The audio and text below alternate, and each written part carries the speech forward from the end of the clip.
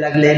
দ্বিতীয়বার যখন তাকে ডাকে কানে কানে আবার কি যেন বললো, দ্বিতীয়বার তিনি কথা শুনে হাসতে লাগলেন। আম্মা জান আয়েশা সিদ্দিকা রাদিয়াল্লাহু তাআলা আনহা বলেন, আমি ফাতেমা রাদিয়াল্লাহু তাআলা আনহাকে বললাম, হে ফাতেমা, তুমি কি জন্য প্রথমবার প্রথমবার কেঁদেছিলে, দ্বিতীয়বার হাসিছিলে? দ্বিতীয়বার হাসছো, প্রথমবার কাঁদছো, তার কারণ কি?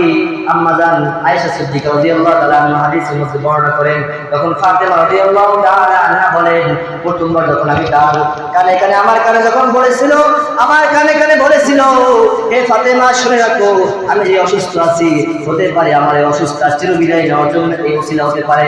আমি তখন তার এই কথা শুনে আমি হাওমাও করে কেঁদেছিলাম। দ্বিতীয়বার যখন আমি তার কথা শুনে হেসেছিলাম, তখন আমাকে বলেছিল, হে ফাতেমা, তুমি শুনে রাখো, আমার ইন্তেকালের পরে শীঘ্রই তুমি আমার নিকটবর্তী হবে। এই কথা শুনে আমি এসেছিলাম। অর্থাৎ রাসূল সাল্লাল্লাহু আলাইহি ওয়াসাল্লাম বললেন, আমি ইন্তেকালের পরে খুব দ্রুত তুমি আমার নিকট সাক্ষাৎ করবা।